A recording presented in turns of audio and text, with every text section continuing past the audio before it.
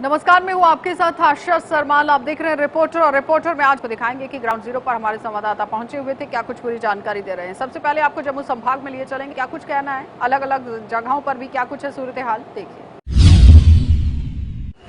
नमस्कार, आप सबका स्वागत है जेके 24/7 में और मैं हूं अनिल शर्मा। एक जरूरी सूचना, जितने भी देश भर से श्रद्धालु, चाहे वो टूरिस्ट हैं चाहे वो श्रद्धालु हैं, यात्रा के लिए यहां पर बाबा बर्फानी के लिए दर्शन के लिए आ रहे हैं, उनके लिए एक बड़ी ही इंपॉर्टेंट इन्फॉर्मेशन जो है वो साझा इस वक्त हम आपके साथ करना चाह रहे हैं कि सुरक्षा के लिहाज से बात की जाए तो आप देखते हैं कि पहले जत्थे को पूरी तरह से सुरक्षा के कॉन्वॉय के साथ जो है यहां से रवाना किया गया कश्मीर घाटी के लिए, और जिसमें आपने देखा होगा कि पहले जत्थे ने बाबा बर्फानी के दर्शन भी किए। और इसी तरह से एक जरूरी सूचना इसीलिए आपको बताना चाहेंगे कि इस वक्त मैं यात्री निवास में मौजूद हूं और पूरी तरह से वो जरूरी सूचना आपको बताना चाहेंगे कि इस वक्त की जो बड़ी सूचना हम आपको देने जा रहे हैं और महत्वपूर्ण सूचना है, तस्वीरें हम आपको दिखाना चाहेंगे कि जिस तरह से यात्री भवन में लगातार यात्री यहां पर पहुंच रहे हैं, श्रद्धालु यहां पर पहुंच रहे हैं, टूरिस्ट यहां पर पहुंचे हैं, वो आप बाबा बर्फानी के दर्शन के लिए यहां से रवाना होना चाहते हैं तो उनके लिए एक जरूरी सूचना है। और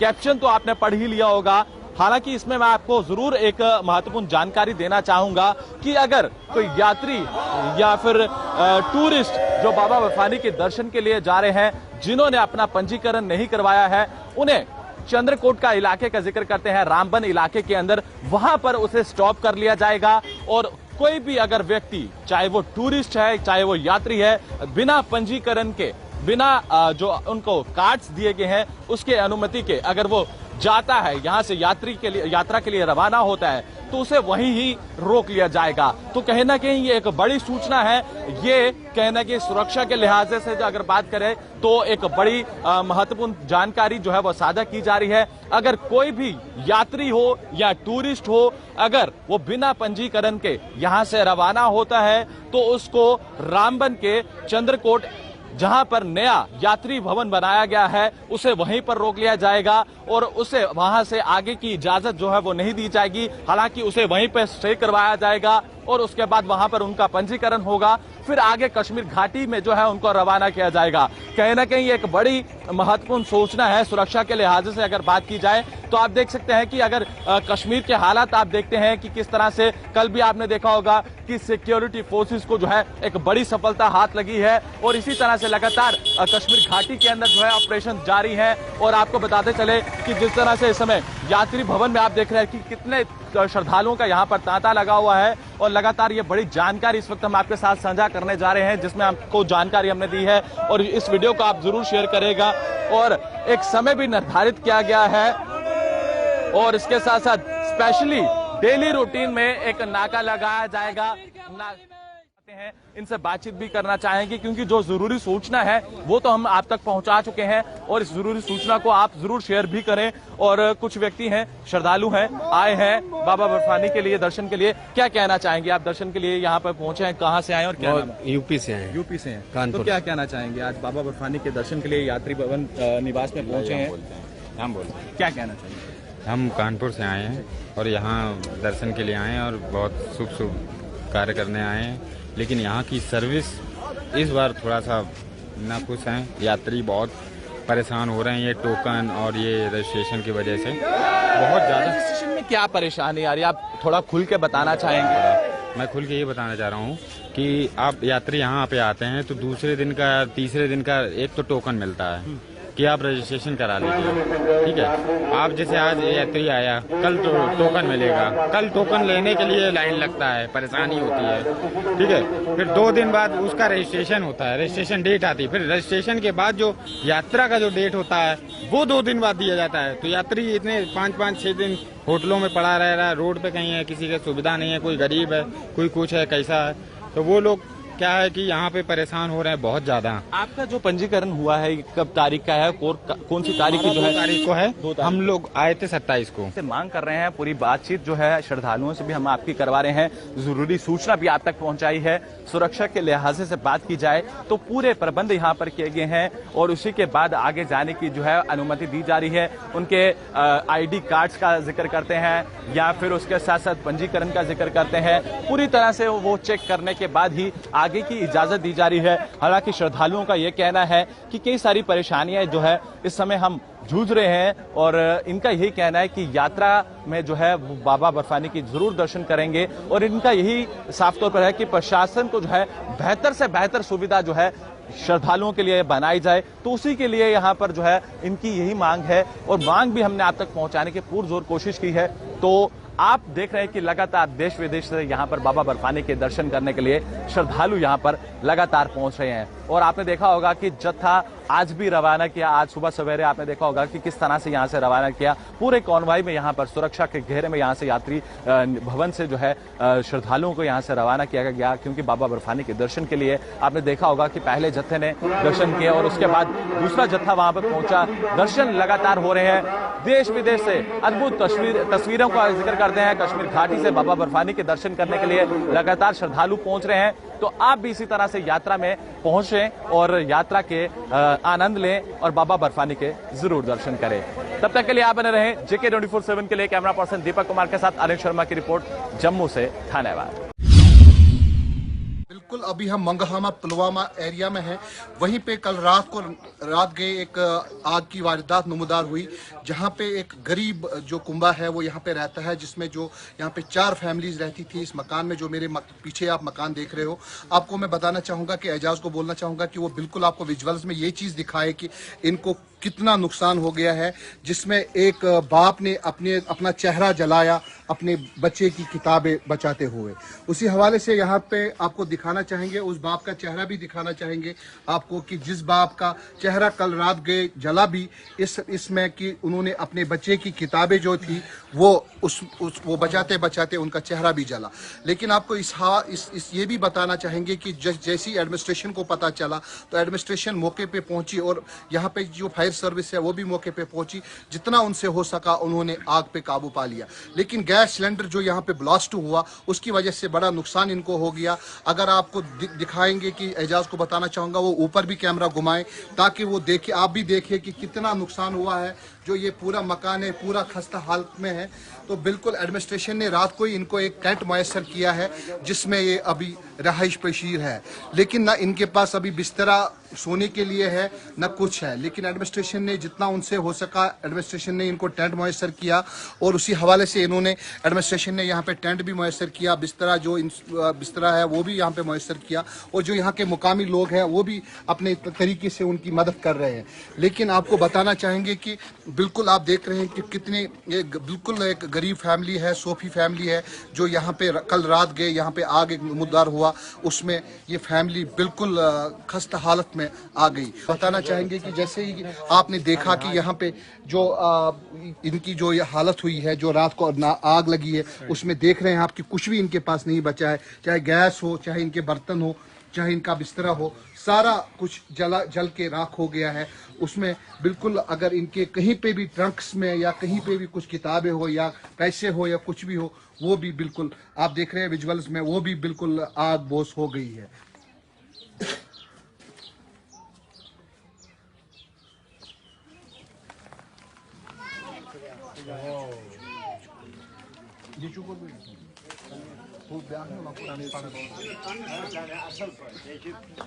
बिल्कुल आपको उस बच्चे से भी मिलाएंगे जिस बाप ने अपनी बेटी के लिए ये त्याग दिया कि उसने अपना चेहरा भी जला लिया, अपना जान जोखिम में भी डाला। तो उनसे भी बात करेंगे। आप अपना नाम बताइए और किस क्लास में पढ़ते हैं? मेरा नाम तनिया अहमद सूफी है, मैं 4th सेम में पढ़ता हूँ। इससे पहले मैं घर में ही था, हम खाना खा रहे तो मेरा जो फ्रेंड है मैं उसके पास गया था। तो मैं जब वहाँ पहुँचा मतलब 1 घंटा हो गया तो मुझे घर से कॉल आई कि ऐसा वाक़ा हुआ है, तो मुझे कुछ पता नहीं। फिर मैं जब घर पहुँचा तो मैंने ऐसी हालत देखी। तो अभी क्या आप गवर्नमेंट से अपील करना चाहेंगे या लोगों से बोलना चाहेंगे? ये कहना चाहते कि हमारे पास कुछ नहीं है, ना हम कुछ कर सकते हैं। अभी हम इस घर में 4 फैमिली रहते हैं तो हम कुछ नहीं कर पाते हैं। तो लिहाजा हम गवर्नर से और डीसी साहब से गुजारिश करते हैं हमारी मदद की जाए ताकि हम आगे बढ़ सकें और मैं भी अपने माँ बाप को आगे मतलब बढ़ा सकूँ, उनकी खिदमत कर सकूँ और जो मैं अपनी पढ़ाई वो मैं जारी रख सकूँ। तो बिल्कुल आप देख रहे हैं कि वही बच्चा है जिसके लिए कल बाप ने अपना चेहरा जलाया और अपने आप को जोखिम में डाला। तो बिल्कुल यही वो फैमिली है जो रात गए आज यहाँ पे आग नुमदार हुई है। मोंगहामा पुलवामा का एरिया है, बिल्कुल पुलवामा से 2-3 किलोमीटर की दूरी पे ये गाँव वाक़ा है। वहीं पे ये रात गए ये हादसा पेश आया था। तो उसमें 4 फैमिलीज़ जो बताएं, 4 फैमिलीज़ बिल्कुल घर बेघर हो गई है, क्योंकि आग लगना कोई आसान बात नहीं होती है। आग लगना बहुत बड़ी बात होती है, क्योंकि उसमें घर जल जाते हैं। वही घर पीछे यहाँ पे हमारे पीछे वही घर जला है। तो उसी में आपको बताना चाहेंगे कि बिल्कुल अगर आप देखेंगे कि जो इसका ऊपर वाला हिस्सा है बिल्कुल जिसको छत कहते हैं वो भी बिल्कुल ख़त्म हो गया है, सारा कुछ ख़त्म हो गया है। तो बिल्कुल लोगों से भी अपील करते हैं ये, और गवर्नमेंट से तो अपील है ही कि गवर्नमेंट इनकी मदद करे, और लोगों से भी अपील करते हैं कि वो लोग भी उनके साथ मदद करें। मेरा रोज़ बड़ा सलाम आपको, और दूसरी बात कि आपका बहुत बहुत शुक्रिया कि आप यहाँ पे आए, क्योंकि आपके ज़रिए ही सरकार की बात जो है आवाम तक पहुँचती है और दूसरे जो स्टेक होल्डर हल्के हैं हमारे उन तक पहुँचती है। मेरा आज शुपियाँ आने का यही मुद्दा और मकसद था कि मैं यहाँ पे रिव्यू करूँ फॉरेस्ट की फंक्शनिंग, और जो आवाम को यहाँ पे दरपेश मसाइल है उनका जो है हम हल निकालने की कोशिश करें, ख़ासकर जो फॉरेस्ट को रिलेटेड इश्यूज़ है, चाहे वो फॉरेस्ट राइट्स एक्ट है, चाहे वो इंडिविजुअल क्लेम्स है इनके, उसमें कम्युनिटी क्लेम्स है उनके, ग्रेजिंग राइट्स की बात हुई, सीजनल माइग्रेशन की बात हुई, और जो उनको नोमैडिक पॉपुलेशन है उसके बारे में हमने बात की। गुजर बकरवाल जो भाई हमारे यहाँ पर है उनको जो मुश्किलात दुश्वार है उसके बारे में बात हुई, और हमने बात की डेवलपमेंटल वर्क्स की। हमने यहाँ पे लाइवलीहुड जनरेशन की भी बात की कि जो जितने भी फॉरेस्ट्री प्रोग्राम्स हैं उन सब में जो है ना लाइवलीहुड जनरेट होना चाहिए, और जो यहाँ पे लोकल जीडीपी है, लोकल लड़के जो पढ़े लिखे हैं उनको जो है एम्प्लॉयमेंट मिलनी चाहिए, लाइवलीहुड मिलना चाहिए। और हमने बात की ग्रीन J&K ड्राइव की, क्योंकि शोपियन में जो है बदकिस्मती से नामसाइल हालात की वजह से काफ़ी सारा जंगलों को नुकसान भी पहुंचा पिछले 3 दहाइयों में, खासकर जो रिमोट एरियाज़ यहाँ पे है, रोमशी में कहीं पे, तो उनमें भी जो है ग्रीन J&K ड्राइव, हर गांव हरियाली, 1 बीट गार्ड 1 विलेज प्रोग्राम के लिए जो है जो क्या इकदाम उठा रहे हैं यहाँ पे उसका जो है रिव्यू किया गया। और जैसे कि वर्दी चीफ सेक्रेटरी साहब की डायरेक्शन है कि जितने भी वेटलैंड्स है, जितने भी पॉन्ड्स है, जितनी भी वाटर बॉडीज़ है उनको फिर से रिवाइव किया जाए। इनको फॉरेस्ट राइट्स एक्ट की बात है, चूँकि सरकार ने इसमें 3 लेवल्स पे कमेटियाँ तश्कील की है, जिसको कि फॉरेस्ट राइट्स कमेटी कहते हैं ग्राम सभा लेवल पे, दूसरा जो सब डिविजनल लेवल कमेटी है ADC साहब हमारे रेंजर साहब उसमें है, और तीसरा जो है DLC है जिसमें हमारे DFO साहब DC साहब है। तो मुझे बताया गया है रिव्यू मीटिंग में कि 519 जो है इंडिविजुअल क्लेम्स यहाँ पे जो है आए हुए हैं, जो कि अंडर प्रोसेस है। सारे डिपार्टमेंट में काम कर रहे हैं, जो कि हमसे बीट गार्ड, फॉरेस्टर, रेंजर साहब, DFO साहब 24 आवर्स हमसे काम ले रहे हैं, जो कि हम पिछले 15 सालों से यहाँ काम कर रहे हैं। तो हमें अभी तक किसी भी सिस्टम में इन्होंने नहीं रखा, खाली अपलोड किया गया है। जबकि इन्होंने ये कहा था कि 2011 में इन्होंने जब आउटसोर्स में कुछ लड़के रखे थे उनमें से 25 गोमशी रेंज के गिरे हैं, 14 शोपियां रेंज के गिरे हैं। तो हमारी अब यही गुजारिश है गवर्नमेंट से, आपके माध्यम से, कि हमारे साथ इंसाफ किया जाए। मुझे लगता है, उम्मीद है कि आज यहाँ कंजर्वेटर साहब आए थे, उन्होंने हमारे साथ यकीन दहानी भी की है, और इंशाल्लाह हमें ये उम्मीद है कि हमारा मसला जो है जल्द से जल्द हल करेंगे। तो बाकी DFO साहब, रेंजर साहब, जिन्होंने आज तक हमारे साथ बहुत मेहनत की, हमारे साथ हेल्प की भी, और मुझे लगता है कि करेंगे भी। तरफ ले जाएगा इनको। The best thing we can give is education, और लाइब्रेरी वो एजुकेशन इम्पार्ट करने में हेल्प करेगा हमें। कैपेसिटी बहुत अच्छी है, नए कंप्यूटर्स भी देने वाले हैं ये बच्चियों को, तो आई होप ये फ्यूचर में उनको काफ़ी हेल्प करेगा। पुलिस की काफ़ी कंट्रीब्यूशन रहेगा। अभी जो भी डिमांड होगा, आई थिंक हम लोग बुक्स भी प्रोवाइड करेंगे इनको कुछ हमारी तरफ से, पुलिस की तरफ से, एंड अगर कंप्यूटर्स का होगा तो वो भी हम लोग देने की पूरी कोशिश करेंगे। मैं ये कहना चाहता हूँ कि first time in the history of Shopian एक सिक्की सेंटर है, यहाँ आर्फन बच्चे हैं और यहाँ इनका बहुत देखभाल हो रहा है। तो आज जो ये इनिशिएटिव लिया गया है, मगर यहाँ लाइब्रेरी खोली गई है RDD ने, जिसमें मतलब जाहिद आज़ाद ने और तनुश्री मैडम ने यहाँ आज इनाग्रेशन किया है। और ये देखने को मिलता है कि यहाँ जो सिविल सर्विस के लिए बुक्स रखी गई है, हज़ारों बुक्स रखी गई है, क्योंकि आज का जो दौर है, हमारे जो बच्चा है वो आगे जाए, मेडिकल है, बहुत सारा मटीरियल यहाँ अवेलेबल है, ताकि हमारी जो बच्चा है, कौम की बेटियाँ है, वो आगे जाए और अपने मुस्तकबिल को संवारे और अपने डिस्ट्रिक्ट के लिए मतलब नाम पैदा करे। यहाँ हम हर महीने की पहली तारीख को मीटिंग करते हैं इस मीटिंग में जम्मू कश्मीर अपनी पार्टी को कैसे मजबूत किया जाए, आने वाले चुनाव की तैयारी के लिए यहाँ बात की गई है। इसके साथ ही जो यहाँ पे समस्याएं हैं, बिजली का बहुत क्राइसिस है, पैडी सीजन शुरू हो रहा है, कंडी एरिया में लोगों को पीने के पानी की बहुत समस्या है। और इसके साथ ही जो गवर्नमेंट ने एक स्कीम निकाली है अग्निपथ की, इसके बारे में भी लोगों ने बहुत विरोध किया है कि हमारे नौजवान जो पहले ही बहुत बेरोज़गार हैं, इस स्कीम से बेरोज़गारी और बढ़ेगी। तो बढ़ती हुई महंगाई को लेके यहाँ पे जिक्र किया गया। यहाँ जो माइनिंग में लूट हो रही है, रेत बजरी के रेट बढ़ गए हैं और ये लूट हो रही है, इसके बारे में भी यहाँ बात की। और इसके साथ ही ये जो इल्लीगल टोल प्लाजा है, जिसके बारे में गडकरी साहब ने कहा था कि 3 महीने के बाद 60 किलोमीटर के अंदर जो टोल हैं ये नहीं रहेंगे, लेकिन उसके बावजूद भी ये 3.5 महीने होने के बाद भी ये जो पड्डी मोड़ के पास टोल प्लाजा लगा हुआ है, ये आज भी जारी है। लाखों रुपए इलीगल गिराए जा रहे हैं। तो इसके लिए पहले भी जम्मू कश्मीर अपनी पार्टी ने प्रोटेस्ट किया था। आने वाले दिनों में हम दोबारा इसको लेके जो है आवाज़ उठाएंगे और पार्टी को मजबूत करने के लिए अल्ताफ बुखारी साहब का जो पैगाम है ये लोगों तक पहुँचाने के लिए जम्मू कश्मीर अपनी पार्टी जो है इसको हम लामबंद कर रहे हैं। जम्मू कश्मीर में कभी भी चुनावों का बिगुल बच सकता है, लेकिन उससे पहले अगर तमाम पॉलिटिकल पार्टीज की बात करें तो तमाम पॉलिटिकल पार्टी जो वो कमर कसना शुरू कर चुकी हैं और लगातार लोगों के बीच में जाकर अपनी पैड भी बना रही हैं और लगातार कई मुद्दों को लेकर यहां पर बात की जा रही है। खासतौर पर अगर जम्मू कश्मीर यूटी की हम बात करते हैं तो यहां पर बिजली पानी का जो इस समय क्राइसिस बना हुआ है, लगातार लोगों को काफी ज्यादा दिक्कतें पेश आ रही हैं और उसी के साथ साथ इस समय गर्माता मुद्दा यहां जम्मू कश्मीर यूटी में है माइनिंग का। और उसी के साथ साथ जो सरोड टोल प्लाजा है, ये 3 से 4 इश्यूज ऐसे हैं जिसके ऊपर लगातार जो वो बात करना काफी ज्यादा जरूरी है। हालांकि आपको बताना चाहते हैं कि अगर तमाम पॉलिटिकल पार्टीज के नेताओं की बात करें तो इस समय जो जनता में जा रहे हैं, अपनी पैड बना रहे हैं और कहीं ना कहीं आज इन तमाम नेताओं को ये सारी दिक्कत परेशानियां याद भी आ रही है, क्योंकि वोट किस तरह से बटोरने हैं और वोट बटोरने के लिए जो मेहनत नेता लोग करते हैं वो यही मेहनत होती है कि लोगों के बीच में जाकर लोगों की बात सुने और तमाम जो बर्निंग इश्यूज होते हैं उसके ऊपर वो बात करते हैं और वो प्रशासन तक ये तमाम चीजें पहुंचाते हैं ताकि आने वाले दिनों में वोट जो है वो किसी तरह से लिया जाए। लेकिन जब नेताओं को वोट मिल जाता है उसके बाद नेता जो है तमाम लोगों को भूल भी जाते हैं। लेकिन चलिए, ये तो मैं जो बात कर रहा हूं ये तो कई बार आपने इस तरह की चीजें देखी भी है, ऑन ग्राउंड ये होती हुई ऐसी दिखाई देती है चीजें।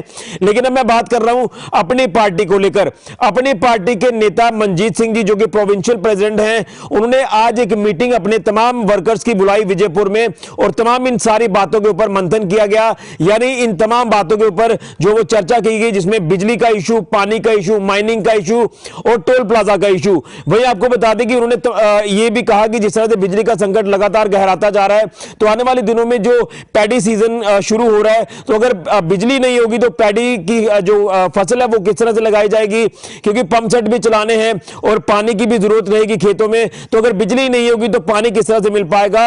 ये दो चीजें जो काफी ज्यादा बर्निंग है, इस समय चर्चा में है और लगातार आपने देखा कि आए दिन लोग जो वो प्रदर्शन करते हैं बिजली पानी को लेकर, जो बिजली और पानी की सप्लाई लोगों को नहीं मिल पाती। वहीं अगर माइनिंग को लेकर बात करते हैं तो माइनिंग का मुद्दा लगातार गरमाया है, क्योंकि अगर माइनिंग माफिया की बात करें तो इतनी ज्यादा लूट उन्होंने मचाई है कि जो सरकारी रेट फिक्स किए हुए हैं वो रेट्स नहीं लेते, इससे ज्यादा जो वो वायलेशन कर रेट्स लिए जाते हैं और एक आम जनता को काफी ज्यादा सफर करना पड़ रहा है। खासतौर पर बताया जा रहा है कि जो टिप्पर ट्रैक्टर वाले हैं वो पीछे से माल जो वो महंगे दामों पर लेते हैं और वो आगे भी महंगे दामों पर बेचते हैं। तो कहीं ना कहीं एक आम व्यक्ति के लिए, एक बीपीएल परिवार के लिए घर बनाना आज के वक्त में काफी ज्यादा मुश्किल हो चुका है। वहीं महंगाई को लेकर भी अपनी पार्टी के नेता ने यहां बात रखी है, मनजीत सिंह जी ने, और खास तौर पर बात की है उन्होंने जो सरोड टोल प्लाजा है। सरोड टोल प्लाजा को लेकर बात करें तो पिछले दिनों में काफी ज्यादा चर्चाओं में रहा, क्योंकि जो केंद्रीय मंत्री हैं नितिन गडकरी जी, उन्होंने ये कहा था कि ये इलीगल है और ये 3 महीने के अंदर अंदर यहां से इसको हटा लिया जाएगा। लेकिन आज 3.5 महीने का वक्त हो गया है, अभी तक सरोड टोल प्लाजा को लेकर कोई भी बात नहीं की गई है और लगातार जम्मू के लोग पहले भी कहते थे कि ये जजिया है, ये बिना मतलब लोगों से यहां पर पैसा ऐंठा जा रहा है। लेकिन जब ये केंद्रीय मंत्री खुद मानते हैं कि ये इलीगल है और 60 किलोमीटर के दायरे में 2 टोल प्लाजा नहीं होते, तो फिर ये लगातार अभी भी ये टोल यहां पर इंस्टॉल है और लगातार लोगों की जेब जो वो ढीली होती है, आने जाने में टोल यहां पर देना पड़ता है। तो कहीं ना कहीं इन तमाम चीजों के ऊपर जो है वो अपनी पार्टी के नेता मनजीत सिंह जी, जो कि प्रोविंशियल प्रेसिडेंट है, उन्होंने बात की है। और इसी तरह से कई अलग अलग पार्टियों के नेता इस समय सक्रिय हो रहे हैं और इन तमाम दिक्कत परेशानी को लेकर बात कर रहे हैं। लेकिन यही हम ये देख रहे हैं कि जो इसके अलावा बर्निंग इश्यूज हैं, यहां डेली वेजेस को लेकर हम बात कर रहे हैं कि डेली वेजेस का इशू लगातार जो गर्माता जा रहा है। तमाम डेली वेजेस सड़कों पर है, उनकी बात कोई सुनी नहीं जा रही, उनकी कोई सुनवाई नहीं हो रही और वो आए दिन प्रदर्शन कर रहे हैं। आज डेली वेजेस के प्रदर्शन का 9वां दिन है। लगातार ये तमाम पीएचई डेली वेजेस हड़ताल पर हैं, सड़कों पर हैं और काम छोड़ो हड़ताल को जो वो इनकी तरफ से लगातार चलाया जा रहा है। और बिजली पानी की जो दिक्कत है वो शहर में अब देखी जा रही है। खासतौर पर मैं जिला सांबा की बात करूंगा तो कहीं ना कहीं ये मुद्दे जो है वो लगातार गर्माते जा रहे हैं, तूल पकड़ते जा रहे हैं और तमाम नेताओं को आज इन मुद्दों के ऊपर बात करना भी याद आ रही है, क्योंकि इलेक्शन आएगी, इलेक्शन में वोट किस तरह से लेना है और लोगों में जाकर पैठ किस तरह से बनानी है, ये तमाम चीजें हम देख सकते हैं। लेकिन चलिए हम अपनी जो अलग अलग पॉलिटिकल पार्टियां हैं उनके बारे में ज्यादा तो नहीं बताएंगे। और कहीं ना कहीं ना सिर्फ एक पार्टी के नेता जो सत्ता में हो, बल्कि अगर विपक्षी पार्टी कोई नेताओं की भी बात करें तो आश्वासन देना उनका काम है और उसके साथ लोगों की जो दिक्कत परेशानी हो वो भी सुनना उनका काम है। लेकिन देखना यह है कि जो तमाम पॉलिटिकल पार्टियां दावा करती हैं कि हम जब सत्ता में आएंगे तो तमाम इन सारी बातों के ऊपर गौर करेंगे, ये तो आने वाले वक्त में पता चलेगा कि कौन पॉलिटिकल पार्टी जब वो सत्ता में आती है और वो यहां राज करती है और किस तरह से वो लोगों की दिक्कत परेशानी को सुनती है, ये तो आने वाले वक्त में पता चलेगा। हालांकि अपनी पार्टी को लेकर बात करते तो मनजीत सिंह जी भी ये कहते हैं कि हमारी सरकार आएगी और कहीं ना कहीं भाजपा ये दावा करती है कि हमारी सरकार आएगी, कांग्रेस कहती है हमारी सरकार आएगी। अलग अलग पार्टियों के अलग अलग बयान है, अलग अलग सुर है। अब देखना यह है कि आने वाले दिनों में जब यहां पर चुनाव होंगे तो कौन पार्टी कहां पर स्टैंड करेगी, ये तो आने वाले दिनों में पता चलेगा। और जो तमाम नेता इन दिक्कत परेशानी को लेकर आज बात कर रहे हैं, देखना यह होगा कि जब ये सत्ता में आएंगे तो क्या उसके बाद इन तमाम मुद्दों के ऊपर बात होगी, ये हमें देखना होगा। क्योंकि कहीं ना कहीं जब कोई पार्टी सत्ता से बाहर जाती है तो उनको ये तमाम चीजें जो वो याद आती हैं। जब वो सत्ता में होती हैं तो फिर इस समय वो सत्ता का सुख भोग रही होती हैं, उनको ये तमाम चीजें दिक्कतें जो वो सामने नजर नहीं आती। लेकिन देखना यह है कि आने वाले दिनों में हालात क्या कहते हैं। तो ये था अभी तक का अपडेट। फिलहाल के लिए ऋषि गुजरिया, JK24/7 न्यूज के लिए।